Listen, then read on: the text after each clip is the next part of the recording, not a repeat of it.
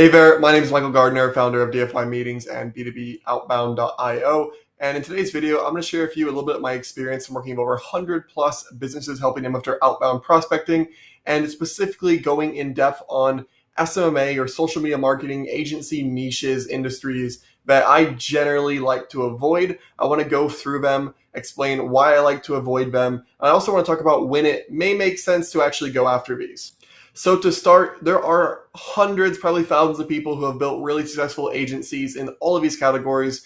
This list does not mean that you definitely shouldn't go after these. It doesn't mean you can't be successful in these areas. You definitely can. These are just ones that I have found to be more difficult. And whenever I see people first starting out with their agencies, I want to make recommendations that are going to help them succeed fast. Because we all know that the drop off from starting an agency to becoming successful is most common in those first few clients. So the easier you make your life when you're first starting out, generally the better. So with that being said, let's go ahead and jump into the 5. First off is doctors.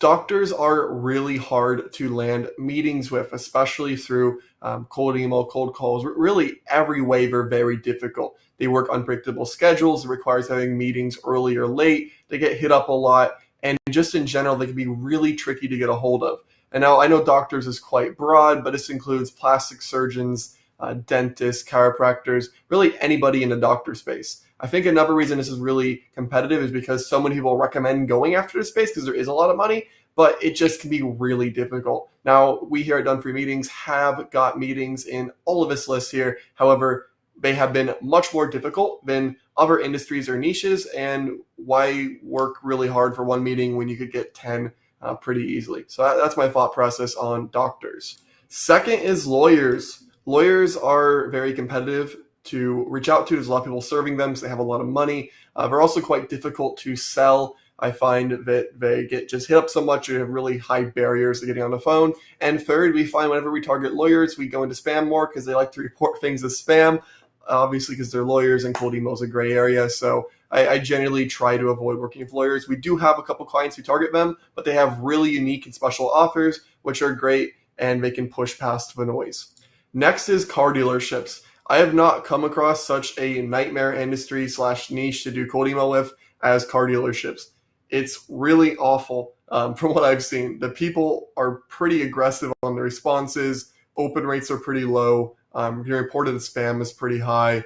And just general lack of interest in spending money. And when the client does get on the phone, normally they're a bit harsh to work with. So I don't think I'll ever work with car dealerships again unless it's like a great offer, especially not lead generation.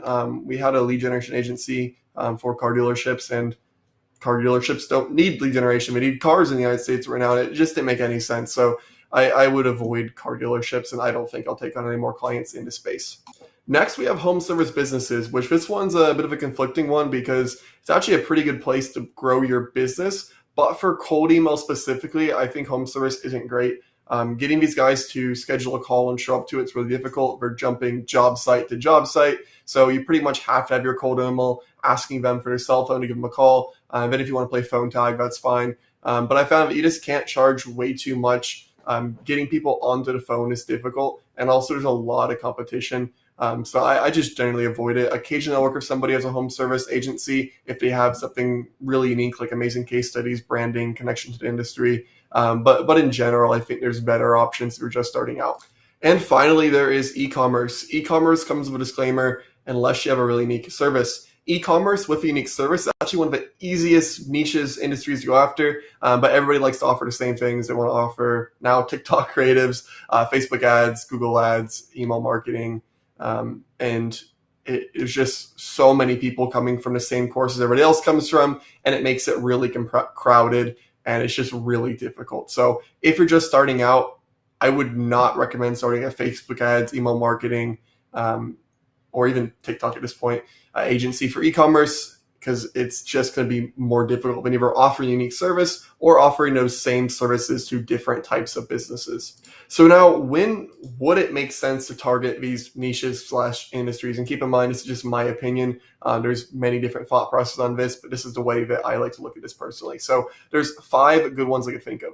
One is you're actually an expert with a service relating to one of these industries, and your retention is going to be so good that you can struggle in acquisition. For example, if you're really like the best damn lead generation person for lawyers and your retention is going to be a year, 2 years, 3 years, it's totally worth it to start with clients. Totally worth it, because that's going to pay off when your retention's great. Where, if you didn't have experience in any niche and you're choosing lawyers and your retention might suck and it's hard to get clients, then yeah, that's just not a good fit in my opinion. So if you're really great with one of these industries, like proven experience, then by all means, go for it. Next is you have a really unique service that's going to cut past all the other noise. For example, I have 2 clients targeting lawyers. They both have really unique services or connections, so it makes sense. But if you're going to offer the same thing that everybody else does in a crowded industry, and you don't have like case studies, good branding, social proof, there's not really a good reason to work with you.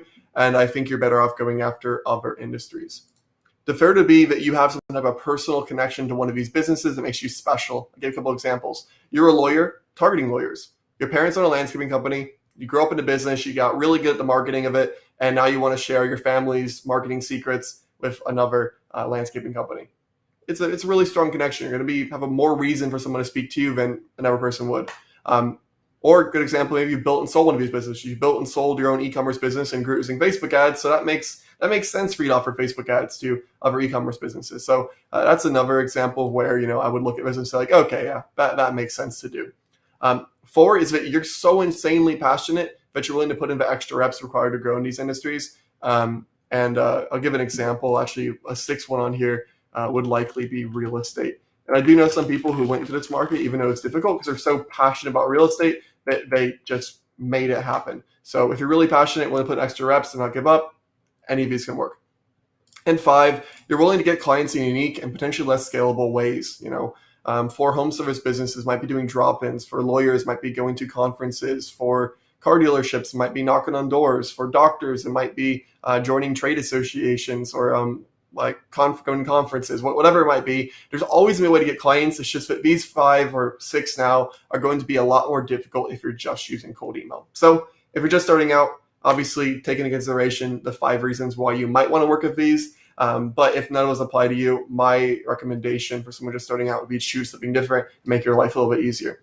If you found this useful and you enjoy this type of video, I post pretty regularly on my YouTube channel all about growing your agency and getting clients. So make sure to go ahead and drop a like and subscribe for more videos. Thanks for watching, and I will see you in the next one.